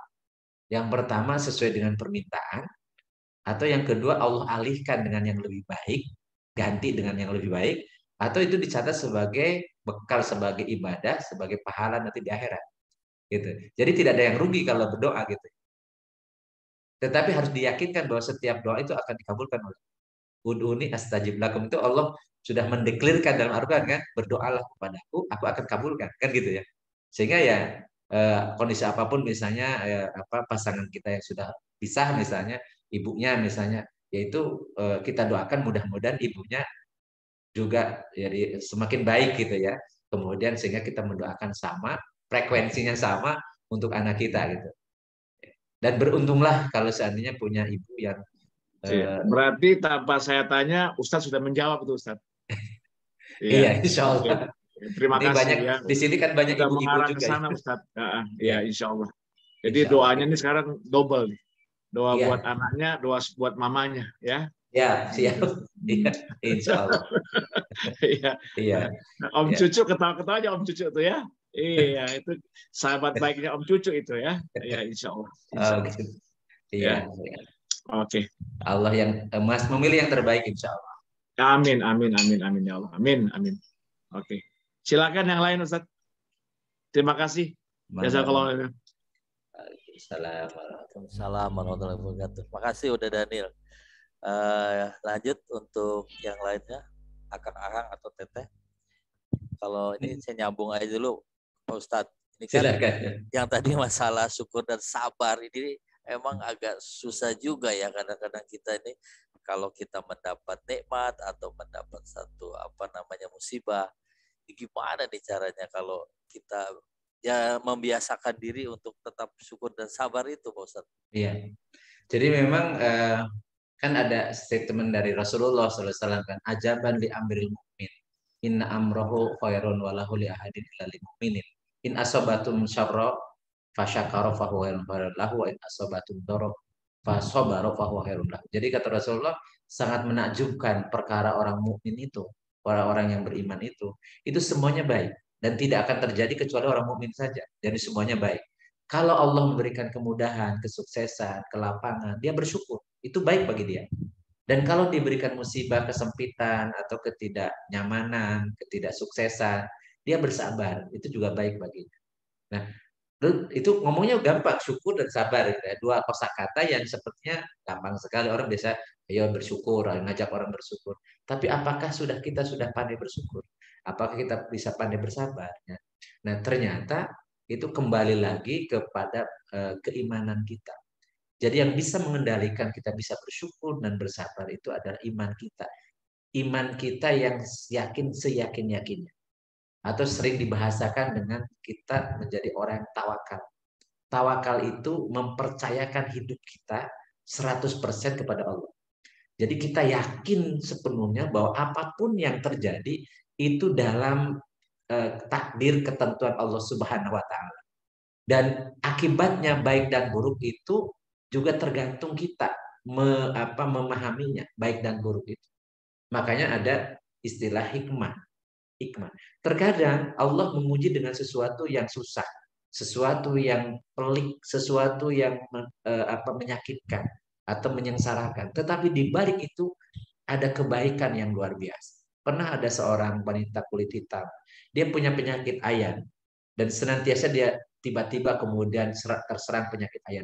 Datang ke Rasulullah, ya Rasulullah, doakan aku agar aku sehat kembali dari aku serang penyakit ayan. Apa jawab Rasulullah? In sobarti falakil jannah. Kalau engkau sabar, engkau dapat surga. Tetapi kalau engkau mau, aku akan doakan agar sembuh dari penyakit. Wanita ini ternyata jawabannya, ya Rasul, aku memilih sabar. Karena jaminannya oleh Rasul surga gitu. Falakil jannah, engkau akan dapat surga gitu kan. Tapi ya Rasul, doakan agar aku ketika sakit itu jangan sampai terbuka auratku. Maka Rasul mendoakan kalau dia terserang ayan, maka tidak terbuka auratnya. Jadi sabar itu identik tidak keluh kesah. Identik kemudian dia yakini bahwa ini adalah ketentuan Allah yang itu ada kebaikan di situ. Bahkan kalau sakit misalnya, Rasul mengatakan setiap rasa sakitnya akan mengikis dosa-dosanya, akan membersihkan dosa-dosanya. Tapi pas pelaksananya, ya ketika rasa sakit itu ada, walaupun omongannya saya sabar gitu ya, tapi keluhan, keluh kesah dan kemudian ilah orang Sunda narasula itu ada gitu. Artinya memang kita belum sabar. Tetapi kita berusaha untuk sabar. Jadi makanya sabar itu bukan hitam putih, sama dengan ikhlas itu tidak hitam putih, khusyuk itu tidak hitam putih, tapi upaya kita. Karena kita manusia itu ada hawa nafsu kita gitu. Dan tidak mungkin hawa nafsu atau setan itu kemudian lepas dari menggoda kita. Lepas kemudian tidak, ya dibiarkanlah dia misalnya diikhlas, dibiarkan dia disabar itu. Enggak, tapi makan proses. Orang ikhlas itu bukan berarti tidak pernah ria, tidak pernah suman gitu. Atau misalnya orang sabar itu bukan berarti sabar terus dalam setiap kejadian, kegiatan. Satu hal dia sabar, hal yang lain bisa jadi tidak sabar. Tetapi upaya kita untuk membiasakan sabar itu yang akan dicatat oleh Allah Subhanahu wa taala. Demikian pula khusyuk, ikhlas dan seterusnya. Jadi jangan kita pernah bayangkan bahwa kalau kita misalnya khusyuk bisa dalam sholat itu akan terus senantiasa khusyuk. Orang yang luar biasa kalau sholatnya khusyuk itu seperti Ali karamallahu wajhah. Pernah juga beliau ketika diuji oleh Rasulullah ternyata tidak khusyuk gitu ya. Ketika Rasulullah menawarkan ada burdah ya, ada sorban warna hijau dan merah. Kemudian kata Rasulullah, ya Ali, aku akan memberikan kepadamu hadiah sorban. Ada dua warna nih, hijau sama merah. Silakan kamu sholat dulu, nanti milihnya nanti sudah selesai sholat. Begitu sudah saya sholat, kata Rasulullah, mau milih mana? Aku milih yang hijau Rasulullah. Kemudian kata Rasulullah tidak khusyuk sholatnya. Jadi orang yang biasa khusyuk pun ya tadi dan itulah manusia gitu ya, manusia. Jadi makanya jangan pernah kita bayangkan sabar itu semua dalam kondisi apapun sabar. Tapi usaha kita, terus usaha kita agar kita pada kondisi yang sabar. Karena innallaha ma'as-sabirin, Allah akan bersama sabar. Dan supaya kita benar sabar, kita yakin setiap kesulitan ada kemudahan. Inna ma'al usri yusra. Inna ma'al usri yusra. Jadi setiap ada kesulitan ada kemudahan. Dan setiap suatu kejadian ada hikmah di balik itu. Hikmah itu kadang-kadang kalau kita merenungi itu, oh ternyata dulu kenapa saya tidak seperti itu? Kenapa dulu saya seperti ini? Oh ternyata ini loh dapet. Andaikan saya dulu seperti itu, mungkin saya tidak seperti ini dan seterusnya. Itulah hikmah. Dan ilmu hikmah itu akan diperoleh orang-orang yang sabar. Jadi hikmah itu akan diperoleh oleh orang-orang yang sabar dan orang-orang yang syukur, pandai bersyukur. Syukur itu ada yang terima kasih. Walau alam ya. Jadi kita sedang belajar sabar, belajar syukur. Jadi belajar sampai akhir hayat kita. Walau alam. Ya, makasih Ustaz. Nah itu tadi kembali pada hati kita yang sering dibolak-balik gitu ya. Betul. Kolbu itu ya. Iya, kolbu itu kadang-kadang lagi ya bagus, kadang-kadang lagi jelek gitu Ustaz ya. Ya, makanya tadi jangan lupa kita saling menasihati. Paling efektif sebenarnya di rumah kan. Jadi di rumah jangan biarkan kita cuek-cuekan sama istri, sama anak. Biasakan kita saling menasihati. Jadi memang yang paling susah mengawali dinasehati. Kalau seorang suami itu ya, seorang suami dinasehati oleh istri atau oleh anak ya, ayah dinasehati oleh anak. Itu awal-awal kayaknya karena ada gorizah dan naluri dalam diri kita namanya gorizah kok gengsi, masa sih dinasehatin sama istri. Kadang kesannya kita pengennya nasehatin gitu ya, nasehatin mereka. Padahal pada kondisi tertentu mereka tahu persis kelemahan kita. Jadi orang yang tahu persis kelemahan kita, ya, kejelekan kita adalah yang paling dekat dengan kita, ya istri atau anak-anak, ya orang rumah lah gitu ya. Orang luar nggak ya nggak tahu lah, tahunya kan sekali-sekali aja, tahunya mungkin baik-baiknya saja, tapi borok-boroknya, jelek-jeleknya kita itu diketahui oleh orang yang biasa hidup sehari-hari dengan kita. Maka biasakan di situ saling menasehati. Jadi tawasobil hak wa tawasobil itu tidak identik harus dengan masyarakat, tapi dengan siapapun, termasuk yang paling efektif di rumah. Di rumah. Jadi membiasakan itu. Jadi jangan pernah kita kemudian anti kritik misalnya ya dari anak kita, dari istri kita misalnya, atau sebaliknya. Jadi ya komunikasi yang baik. Tapi tentunya dengan cara menasehati dengan cara yang baik ya, jangan menjatuhkan. Misalnya kalau menjatuhkan ya salah. Karena syariatnya kalau ataupun kita misalnya melihat kemungkaran pun tidak boleh ya, langsung, apalagi dengan membuka aib di luar, itu udah nggak beres gitu. Itu pasti tidak dengan cara yang baik. Makanya Rasul kan Allah Subhanahu wa taala meminta kepada kita Udu ila sabil rabbika bil hikmah wal mau'izatil hasanah wajadilhum billati ahsan. Jadi serulah ke jalan Allah itu dengan cara hikmah. Hikmah itu dengan argumentasi, dengan cara, bahasa, kata, situasi, kondisi yang benar gitu. Itu hikmah. Kemudian nasihati yang saling, dan dengan nasihat yang membekas dalam hati wal mau'izatil hasanah, yang baik gitu. Yang baik. Kemudian kalau ataupun mujadalah, kalau ataupun berdebat billati ahsan, tetap dengan yang baik gitu. Apalagi kalau dengan anggota kita. Itu ya. Tapi harus kalau nggak mungkin sekarang yang belum biasa harus dibiasa. Apalagi kalau sudah mulai menjelang usia tua ya, kita banyak keterbatasan kan ya. Sering lupa, kemudian juga dari ada terasa badan di sana sini, kekurangan-kekurangan macam-macam, dan ujungnya kadang-kadang nggak terkontrol tuh kita jadi emosional dan seterusnya. Jadi memang harus saling mengerem, saya menasehati, dan tidak boleh satu arah, tidak boleh ada pihak yang dominan. Itu dibiasakan seperti itu. Walau alam. Ada yang lain nggak Kang Cucu? Iya, Kalau oke. nggak ada kita close. Tapi masih baru jam 9 tuh 7 ya. Iya, Kalau di Samarinda mah udah jam jam 10 ya. lewat 7. Iya. Iya. Silahkan Kang Akang, ada yang mau sampaikan lagi? Terus ada Kang Topik tuh, Topik. Kalau memang nggak ada, ya kita persingkat saja mungkin deh. Iya. Ya nggak apa-apa. Karena udah. Saya sering lihat di sini ada Kang Andes ya. Kang Andes. Ya. Kang Andes ini saya cerita aja, ini small world ya, small world, dunia kecil. Saya tadi pagi, tadi siang habis dealing dengan satu perusahaan besar yang PIC-nya itu anak bimbingnya Andes gitu. Jadi dulu dealnya itu ngalor ngidul. Kamu di mana rumahnya? Saya bilang namanya Mas Iksan ya. Saya di Bogor. Wah, kalau sudah di Bogor saya udah curiga nih kan. Dulu angkatan berapa? Sekian. TIN. Kamu siapa? Dosen pembimbingnya. Pak Andes katanya. Waduh. Itu tadi barusan kita bahas itu. Wah, saya bilang Dokter Andes ya. Itu teman saya bilang. Nah, kebetulan nih sering saya lihat sering muncul gitu loh. Silakan. Tapi nggak kelihatan wajahnya ya. Iya, ini silakan mungkin bisa memberikan sedikit pendapat lah dengan acara ini ya. Bro Andes, silakan Bro Andes, silakan. Dokter Andes. Harus dipaksa ngomong ya Dokter Andes. Muncul guys, muncul nih. Nah, ngomong laptop. Silakan Bro.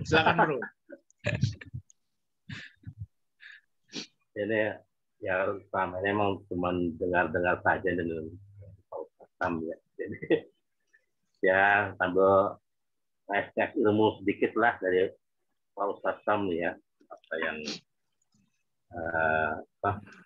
yang diberikan tiap malam, walaupun juga pasal nggak bisa hadir ya, nggak bisa yang tadi mana lagi di mana gitu, kita masuk sinyalnya ya ketika tentang gini Ustaz ya. Mohon maaf kadang-kadang begitu Ustaz.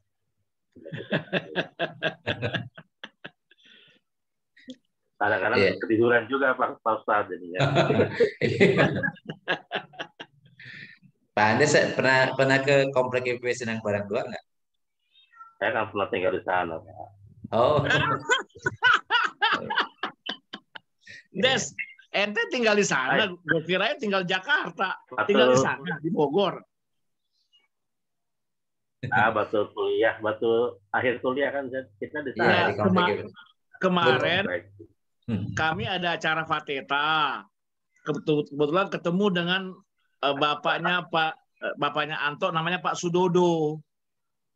Dulu kan di komplek di dalam, rupanya katanya sudah pindah juga ke Sindang Barang. Dibilang Sindang Barang sih kata Andi. Apa di kompleknya Andes bukan ya, Pak Sudodo? Enggak, betul di kompleknya. Ada dulu kan di situ kan pas lagi kuliah. Nah, jadi Sindang Barang 2 itu Pak kemarin ke TR Evel terus Arya itu Mas Arif ketemu sama Pak Rizal. Udah 2 kali begitu. Gitu. Jadi Pak Rizal itu depan rumah saya. Banyak ya. Saya kira cuma satu Sindang Barang yang komplek dosen. Saya Sindang Barang 2, Pak Heri Suwardianto, Pak Pak Suem, Pak Rizal, Pak Sutrisno. Ya. Saya kalau komplek itu saya nyasar Pak Ustadz nggak usah keluar itu. Banyak yang tutup.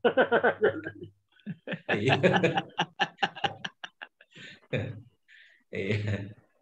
Iyalah, mudah-mudahan ya tadi kita tetap silaturahminya walaupun via Zoom ya. Alhamdulillah ini Kang Cucu udah pada jauh di mana tuh di Samarinda. Alhamdulillah ya kita tiap minggu. Jadi saya senang karena bisa kalau ketemu di sini pasti dalam keadaan sehat ya. Dan kita doakan Amin. juga nih, doakan juga Kang Arya itu karena bapak mertuanya itu masuk rumah sakit. Jadi kita doakan mudah-mudahan Allah berikan kesehatan, kesembuhan kepada beliau. Ini Dan juga ya, ada Kang Jody nih. Kang Jody kayaknya mantau terus nih. Udah kangen juga ya, dengan suaranya. ya. Mantau, main gua mah harus mantau terus. Wah, luar Tapi biasa. kalau suaranya suara lagi ngantuk ya. Itu Kang Igos juga, Mas Igos. Luar biasa. Ada Mas Tendi juga. Iya, luar biasa. Ini terus istiqomah nih. Sekarang hari ini 22 orang nih. Alhamdulillah. Iya, alhamdulillah. Masya Allah. Insya Allah sih biasa sekitar itu. Udah ya Hmm. malam Kamis ini. Ya, Iya. sempat ibu-ibunya protes, bapak-bapaknya cuma sedikit, tapi sebenarnya saya sama juga. Ya, tapi ya gitu saya sih berusaha untuk istiqomah. Jadi mudah-mudahan dengan wasilah istiqomah ini saya diberikan kesehatan oleh Allah dan gitu ya. Amin, amin ya Allah, amin, amin. Jadi saya berusaha untuk bisa istiqomah. Mudah-mudahan Allah berikan kesehatan dan tadi ya ada manfaatnya apa yang saya sampaikan dan juga tidak menutup kemungkinan nih teman-teman juga bisa di forum ini bisa share gitu. Jadi tidak mesti harus satu arah, tidak mesti dari saya doang gitu.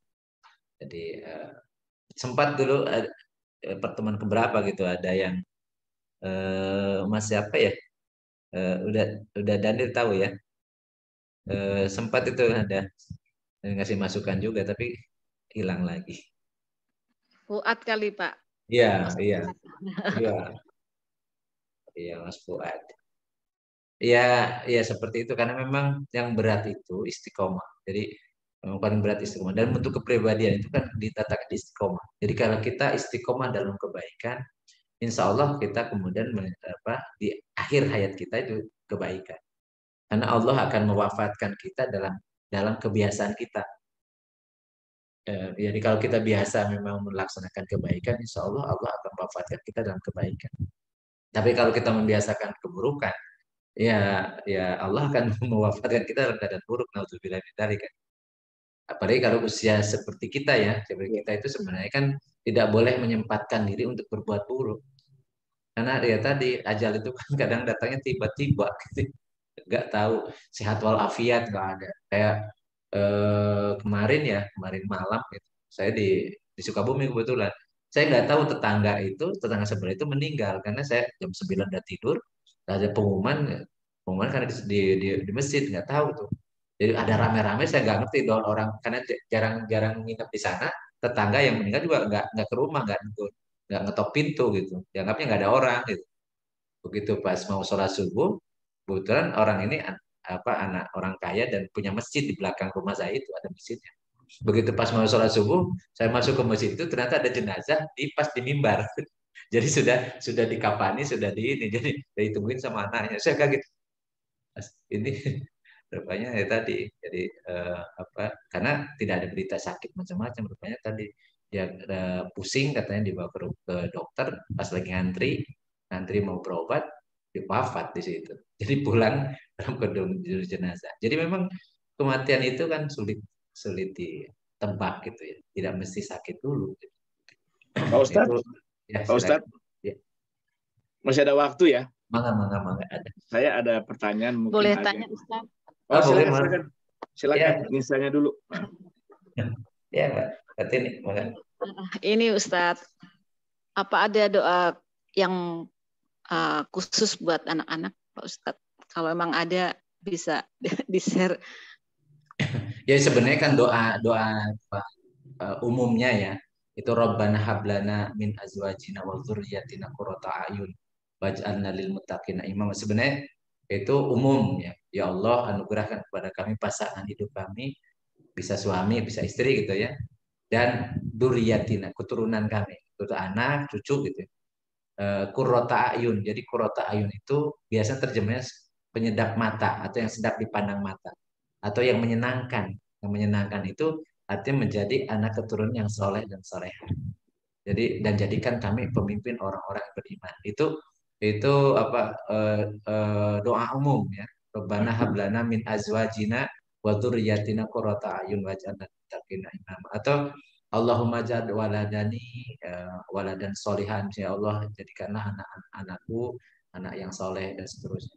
Tetapi kan kalau seandainya misalnya Mbak nggak hafal dengan bahasa Arab, doa dengan sesuai dengan bahasa kita yang dari hati kita.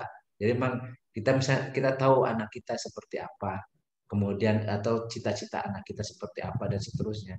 Jadi yang paling baik ya, itu ketika kita habis sholat malam, kita sebut anak kita satu-satu, kita bayangkan wajah dia. Kemudian apa yang kita harapkan anak kita seperti apa. Dan mungkin setiap anak itu beda. Misalnya saya juga punya anak 5 yang masing-masing saya ini kan yang sudah punya keluarga, yang kemudian sedang mencari calon istri, ada yang sudah baru berumah tangga gitu. Ada yang kemudian lagi masih kuliah dan tadi kadang-kadang sholatnya juga telat-telat macam-macam. Jadi saya biasanya dengan redaksi saya aja dan dari hati saya yang paling dalam, kemudian saya sampaikan pada Allah. Jadi curhat pada Allah. Jadi doanya itu dalam bentuk curhat pada Allah gitu. Ya, jadi mengadukan kondisi anak kita pada Allah dan kita mohon apa yang terbaik untuk kita. Dan itu biasanya kalau apalagi seorang ibu ya, seorang ibu biasanya hatinya itu sangat lembut ya dengan untuk anaknya. Jadi ketika kita mengungkapkan itu, balik sampai dan mencucurkan air mata, maka itu doa yang lebih dijabah oleh Allah. Doa yang memang dari hati kita yang paling dalam, hati kita yang paling bersih. Gitu. Jadi makanya kalau seandainya redaksinya yang bahasa Arab itu tidak ada misalnya, kita dianjurkan untuk berdoa dengan bahasa kita. Karena Allah paham, Allah tahu apa yang kita inginkan. Bahkan mungkin tidak terlontar pun itu juga Allah. Kalau kita tidak mengucapkan dalam kata-kata apa yang terbetik dalam hati kita untuk anak-anak kita, pasti Allah tahu. Karena Allah itu basirun. Basirun itu maha melihat. Jadi maha melihat yang paling dalam ya, yang ada pada besitan hati kita. Tetapi disyariatkan kita berdoa. Karena doa muhul ibadah. Doa itu inti dari ibadah atau pokok dari ibadah. Dan doa itu ibadah sendiri. Ya. Jadi sehingga kalau kita berdoa itu dinilai sebagai sebuah ibadah dan sebuah pendekatan pada Allah dan ada dicatat sebagai pahala ya. Apalagi terkait dengan mendoakan untuk kebaikan untuk anak-anak yang kita cintai. Jadi silakan bikin redaksi sendiri yang itu sesuai dengan apa yang diinginkan, yang diharapkan dari kita untuk anak-anak dan kalau bisa spesifik setiap anak gitu. Jadi biar kita bayangkan wajahnya, misalnya si Teteh ini, mudah-mudahan ya Allah dimudahkan jodohnya, pilihkan olehmu ya Allah jodohnya yang paling baik. Dan itu bisa ungkapan dari seorang ibu yang dari keinginan itu bisa jauh lebih khusyuk ya. Ketimbang mungkin bapaknya ya. Ini bapaknya mungkin ya biasa-biasa aja lah gitu. Tapi kalau saya ibu, makanya doa ibu itu luar biasa. Jadi mustajab doa ibu. Jadi dan tadi anak-anak yang saleh itu biasanya lebih ke ibunya ya, saya walau alam. Jadi biasanya anak-anak itu tergantung tadi bagaimana ibu perlakuan itu. Jadi saya tidak ini kalau yang umum tadi Rabbana hab lana min azwajina wa dzurriyyatina qurrata a'yun waj'alna lil muttaqina imama. Tapi kalau yang ada sendiri-sendiri silakan. Dan itu jauh lebih terasa gitu ya. Dan karena itu curahan hati kita sendiri. Curahan hati kita sendiri. Itu jawaban saya, Mbak. Terima kasih Ustadz. Belah anak saya kan 4, jadi masing-masing punya karakter beda-beda. Nanti doa juga spesifik ya, Pak Ustadz. Spesifik. Ya? Jadi masing-masing kalau bisa, kalau pas habis sholat malam ya, itu kita ini wajahnya juga. Atau kalau lebih terasa itu kalau misalnya anak lagi tidur ya, deketin di tempat tidurnya, pandang wajah. Dan kita bayangkan anak kita seperti apa. Dan apa yang harapan kita untuk anak kita gitu. Itu jauh lebih terasa ya ke hati kita yang paling dalam. Anak biar lagi tidur. Ya mungkin kita nggak dibangunkan anak kita, ya kita pandangin wajah. Yang anak yang tadi belahan jiwa kita gitu ya, darah daging kita sendiri. Gitu. Apalagi kemudian dengan belayan macam-macam itu kemudian insya Allah lebih diijabah oleh Allah. Jadi dari doa dengan kasih sayang. Doa kasih sayang. Jadi mohon pada Allah sampai kita mencurahkan keinginan kita kepada Allah SWT. Jadi misalnya habis sholat, kemudian kita bisa ke kamar dia, kemudian kita mandang wajah dia, kemudian atau sambil misal ngelus misalnya bagian jidatnya gitu ya, atau bagian punggungnya, kemudian kita mendoakan pada Allah. Mudah-mudahan itu lebih ya. Walaupun mungkin kalau ditanya apakah Rasulullah SAW misalnya seperti itu, mungkin tidak secara syariatnya mungkin tidak dicontohkan seperti itu ya. Ya, karena ungkapan kasih sayang itu beda. Tapi ingat Rasulullah SAW sangat penyayang, bahkan kepada istrinya gitu ya. Dan cuman ya bagaimana caranya Rasulullah mendoakan putrinya misalnya atau mendoakan cucu-cucunya gitu ya. Itu yang mungkin bisa caranya atau kebiasaannya berbeda. Misalnya tentang bagaimana cium tangan kayak di kita kan cium tangan ya. Mungkin di Arab dulu nggak biasa cium tangan anak orang tua ya. Tapi itu nggak ada masalah. Jadi jangan dibahas, ini tidak dicontohkan oleh Rasulullah. Tapi Rasulullah mencontohkan kasih sayang kepada anak, kepada istri itu pasti. Tapi bagaimana cara menyayangi? Artinya cari cara yang paling membuat kita ini semakin khusyuk gitu ya. Semakin khusyuk. Bisa masing-masing bisa berbeda.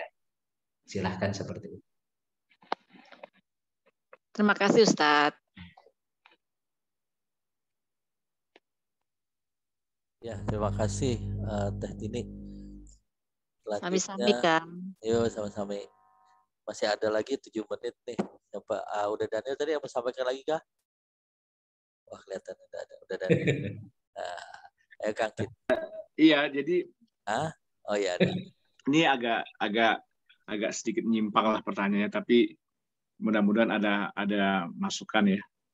Itu kawan kita kemarin itu Ustadz gitu ya, memang kedapatan di Facebook sering berdebat dengan temannya yang lain ya, sahabat kita Fuad itu ya, dan memang ini mohon maaf kalau saya salah bicara, kecenderungannya memang beliau Wahabi gitu loh.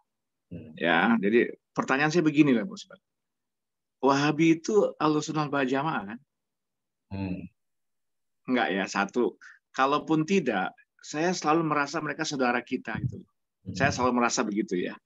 Bagaimana ya kita ini menghindari dari perselisihan ya, kemudian hal-hal yang lain ya. Kalau kita berhadapan dengan tetap kita mengklaim sebagai saudara-saudara kita seiman ya. Ya. Nah, ini bagaimana nih Ustaz? Karena ini juga kan bukan hanya di majelis yang berbeda, tapi juga kadang-kadang juga ada juga di organisasi politik yang katanya banyak diisi oleh orang-orang seperti itu gitu loh. Nah, bagaimana kita mensiasati? Kadang-kadang kita kan bimbang ya. Ada kalanya ada seseorang penceramah yang kita suspek dari kaum seperti itu. Nah, isinya ini bagaimana kita bisa menilai bahwa itu hal yang tepat atau kurang tepat atau cukup kita cuekin aja. Nah, gitu kira-kira gimana gitu loh, Ustaz? Ya. Pertama gini, sebutan Wahabi juga nggak pas sebenarnya. Nggak pas ya? Dia nggak pas sebenarnya. Jadi karena ini kan ceritanya masalah, mungkin ya saya nggak tahu cerita tentang Wahabi yang dimaksud dalam kosakata yang sekarang ini. Karena kan itu kan nama orang ya Ustadz ya? Iya. Jadi kepada kelompok ya. Jadi kelompok ini sebenarnya yang dinamakan sebagai Salafi itu sebenarnya sebuah gerakan untuk membersihkan akidah. Jadi sebenarnya untuk menghilangkan khurafat, syirik macam-macam gitu ya. Cuman saat kelemahannya mereka tidak dibekali dengan tentang usul fikih dan fikih. Jadi seakan-akan fikih ini disamakan dengan akidah yang harus hitam putih. Semuanya harus dalilnya yang kuat yang ini ya. Padahal hukum syariat Islam itu kan bukan hanya akidah, tetapi fikih ini identik dengan istihadiyah. Istihadiyah itu pasti akan mengalihkan khilafiyah. Belum lagi nanti tentang akhlak. Akhlak itu pola sikap jiwa itu tidak bisa diukur dengan hukum syara, dengan fikih. Ya, jadi karena ini pola sikap jiwa itu kan kaitan dengan hati. Nah, ini yang menurut saya itu ada satu kelemahannya tadi tentang bagaimana nafsiyah yang kita bahas tadi, nafsiyah atau pola sikap jiwa ya. Jadi dia mengedepankan fikih, dan fikihnya itu diposisikan seperti halnya akidah, hitam putih saja. Ya, hitam putih saja, sehingga di situ tidak ada khilafiyah gitu ya. Ini yang menurut saya kelemahannya. Tetapi tetap mereka adalah orang-orang yang justru tentang akidahnya itu sangat strict. Dan kalau akidah itu memang harus strict gitu ya. Hitam putih kalau akidah gitu ya. Memang makanya hadis yang biasa dibawa oleh mereka itu hadis tentang kullu bid'ah dolalah wa kullu dolalatin finnar. Itu kata-kata dolalah itu sebenarnya kosakata bukan dalam fikih. Kosakata dalam akidah, dalam usuluddin. Dolalah itu sesat itu dalam masalah akidah. Karena dalam masalah fikih itu hanya benar, salah, atau kuat atau lemah. Benar, salah, sah atau tidak gitu ya. Itu kata-kata kosakata dalam fikih. Nah ini kalau fikih diukur dengan akidah itu jadi salah. Jadi semuanya jadi bid'ah, kullu bid'ah dolalah finnar gitu. Jadi masa orang sedang sholat kemudian pakai kunut kemudian masuk neraka kan udah sebenarnya bertentangan. Sementara Rasulullah juga pernah kunut. Kan? Iya. Ya, jadi oleh karena itu bagaimana cara mensikapinya ya kita sikapinya sebagaimana orang yang berbeda pendapat masalah fikih dengan kita. Kalau ataupun mereka misalnya kemudian suka memvonis macam-macam itu karena pemahaman mereka seperti itu. Ya dibikin senyum aja. Jadi jangan kita juga ikut-ikutan gitu loh. Ya, ikut-ikutan kayak gitu. Karena yang menurut saya ini yang kekurangannya tentang tadi bagaimana tentang pola sikap jiwa atau akhlak ya, akhlak. Jadi dan kalau muncul kadang-kadang mohon maaf kadang-kadang ada seakan-akan meremehkan orang. Dan kemudian merasa dirinya paling paham, paling taat, paling takwa. Itu yang jadi paling berat. Karena memang kita harus mengingatkan diri kita juga. Jangan-jangan kita juga sombong karena misalnya posisi kita, jabatan kita, ilmu kita, harta kita dan seterusnya gitu. Itu yang paling harus kita waspadai pada diri kita juga gitu ya. Jadi sebelum memvonis ini orang sombong, jangan dulu. Kita juga jangan-jangan kita juga terkena seperti itu. Ada kalanya juga saya ada punya kawan dulu pernah di satu bank swasta, akhirnya dia resign ya. Kadang-kadang memposting di Facebooknya seolah-olah apa yang dia posting itu yang paling benar gitu loh. Seolah-olah gitu ya. Itu mungkin tadi yang Ustadz bilang itu ya. Itu sebenarnya masalah fikih gitu ya. Masalah fikih. Jadi masalah fikih ini kan khilafiyah dan malah hifiyah itu hukum syara bagi yang mentabaninya, bagi yang adopsinya. Misalnya saya ngikuti mazhab Syafi'i, ya hukum syarat terkait dengan masalah yang misalnya diadopsi oleh Imam Hanafi itu tidak mengikat saya, tapi mengikat orang yang mengikuti Imam Hanafi gitu. Jadi dari situ dan posisi kita kan saling menghargai. Menghargai karena tadi kalau kebenaran dalam masalah fikih itu kebenaran pada setiap orang yang meyakini itu kebenaran. Jadi tidak bisa kemudian menegasikan pendapat yang lain. Nah, kalau ada orang seperti itu ya kita jangan ikut-ikutan sama gitu. Dan kita juga jangan terjebak dalam perdebatan mempertahankan kebenaran versi kita. Jadi nanti kita ujung-ujungnya jadi malah permusuhan. Dan permusuhan itu diharamkan, nggak boleh. Nggak boleh. Hal-hal tertentu yang mereka suka soroti adalah contoh ziarah kubur, kemudian tahlil, ya. Tadi saya lebih senang Ustadz cara bicara tadi ya. Kita tidak perlu kita terlalu kita pun jangan terlalu juga berkeras diri untuk mengatakan bahwa kita juga benar gitu loh ya. Amalkan aja apa yang kita yakini benar, kerjakan. Biarkan Allah yang nilai. Baik. Dan Allah menilai itu. Saya bertanya ke dia, gitu saya nggak tahu bagaimana kamu kalau sedang melakukan ibadah haji, ibadah umroh, kamu kan menuju Nabawi. Nabawi itu kan ada raudah. Apakah kamu juga akan cuek dengan makamnya Rasul? Saya gitukan aja. Dia tahu-tahu dia ngirim-ngirim lagi yang lain-lain. Aduh saya pusing deh ya, gitu loh. Yang mengenai itu ya. Tapi memang saya lebih senang dengan pendapat Ustadz. Lebih baik kita nggak usah berdebat lah untuk itu ya. Nggak usah kita pahami aja masing-masing orang punya pemahaman. Walaupun kita lihat kayak mereka tuh kayaknya kaku sekali gitu ya, kaku sekali ya. Kalau saya menyebut dengan kata-kata halus kaku ya. Walaupun pada kenyataannya itu memang tadi menyala-nyalakan kita gitu kan. Aduh memang. Gitu. Nah itu yang sahabat kita yang itu memang itu dia sebenarnya. Jadi kemarin mungkin dia melihat ya. Tapi kalau di Facebook tuh itu terang-terangan dibaca orang gitu. Jadi ada seseorang yang